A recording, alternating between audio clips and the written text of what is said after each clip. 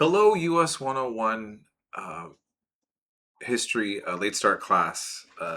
This is week 5, and I'm just going to cover a summary of week 4. Um, and I also just want to mention this. I've graded a good chunk of the essay exams, and so far, um, most of you have done so well, so much thought, and cited everything the way that I asked. And even ones that didn't get full points, it's not your. None of you are have been far off base.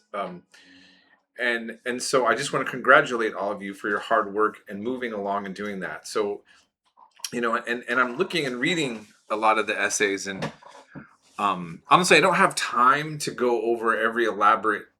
I mean, to comment on every paragraph, but I'm looking at them and I'm seeing the thought that you're putting into them, and it's just I'm really happy with what I'm seeing. And again, I want you to know, if you didn't get full points and I gave you some feedback on them, like you're still doing great.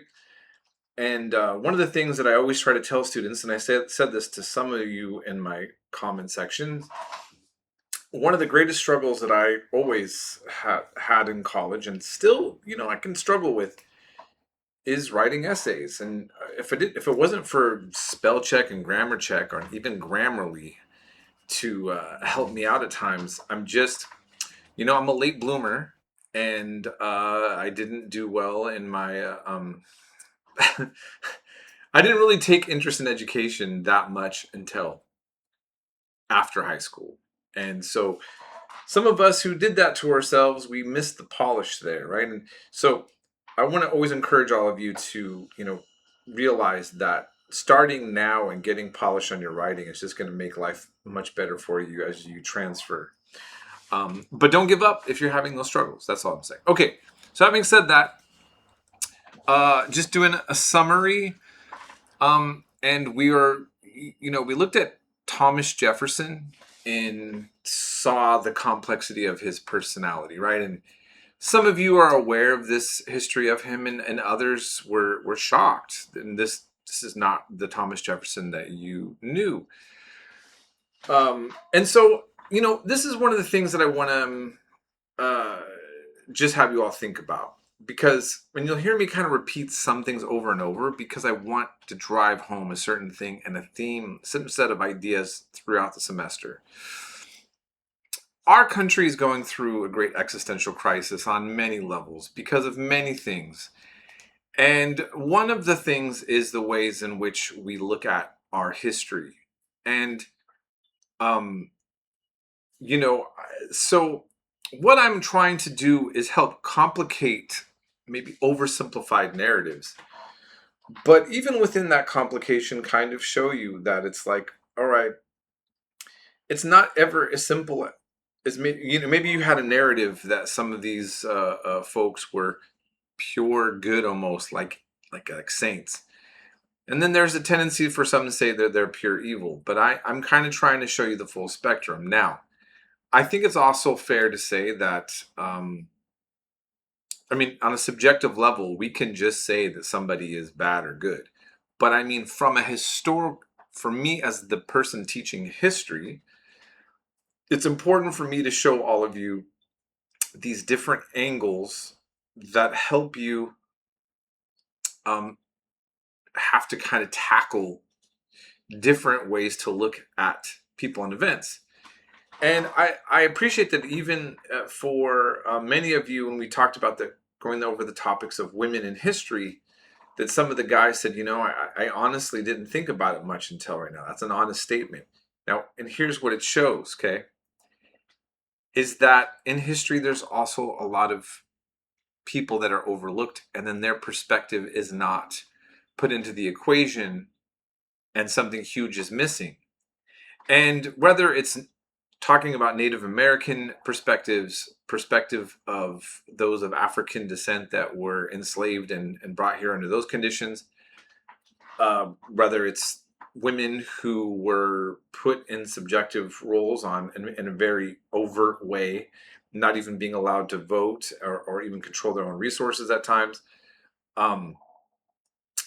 when we then throw in these narratives like that we're covering, uh, it it there's a strong reaction from folks that kind of like hearing the history the way they're used to hearing it. And so then it comes off as kind of like, oh, well, they're just trying to be, I'm trying to undermine what our country is by throwing in these things that make us feel bad about something. Well, I'm sorry, that's weakness. It's weakness because you can't handle the truth of a various perspective. It's more respectable to simply say, despite what you've learned, you still hold to certain things. I mean, is that respectable? I guess what I'm saying is, at least it's not weak. Can't be afraid of knowledge. Okay? You have to be able to trust that your perspective can handle what new information comes, or you have to be strong enough to modify what you've thought now that you have more information, right? And that's something that I even have gone through myself, right? So just wanted to put those out and thoughts in there. And you know, we covered a lot of things, a lot of different topics that are really important, like the Monroe Doctrine.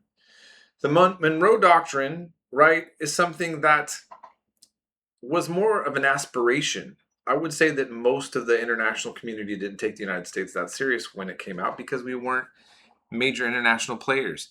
But when Donald Trump puts sanctions on Cuba and is choking it out, and there's been sanctions by Democrats as well, like when the U.S. policy has been to choke out Cuba, to say that they can't have this political system that we don't accept.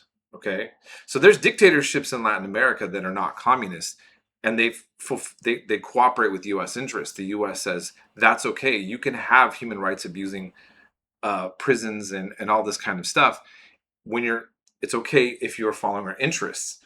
But when you don't, then you're evil. We're going to punish you. So you take about Venezuela, um, what Trump did there. And, you know, he even came up with a term recently calling it the Monroe Doctrine, that he's kind of basically escalating the Monroe Doctrine. And that's the idea what he's doing. And Trump's even saying that after he claims he's handling Iran, and that's a whole another topic, that he's talking still about going back to Cuba. And we are taking unprecedented strangling of Cuba. I mean, the whole population is cut off. It's siege warfare on the whole island. And this is all stems back to this ideology that we decided that we're the shot callers in this region. Okay. And you can take that, like how you interpret that, whether you think that's for good or for bad, that's up to you. But this is the historic legacy, and this is where we're at. Okay. And I would argue that it's the most controversial, though. Many college students, when they learn about the role of the United States in Latin America, it's one of the things that I've noticed when I was, for me, even in college, it was the most shocking. And it kind of makes a lot of people question what to make of that. But for others, there's a sort of really strong belief in that thing. So I'm just wanting to kind of remind us all of some of the history that we've learned that's from back then, and how it's being seen and viewed now. And um, so hopefully that's kind of helpful for you to kind of just connect the dots with all of that. And you know, I guess I'll just leave it at that. And now you see that we're going into covering more with Andrew Jackson, another controversial character, but also one that has contributions that expand democracy, and at the same time, well, the history of him speaks for itself. And I hope you enjoy the documentary that's long but covers the wide range of this very complicated person that at the very least is not boring, right? Okay, so we'll leave it at that. If anybody would like to have a discussion about anything or go over the class on Zoom office hours this week, please feel free. And you have a great rest of your week.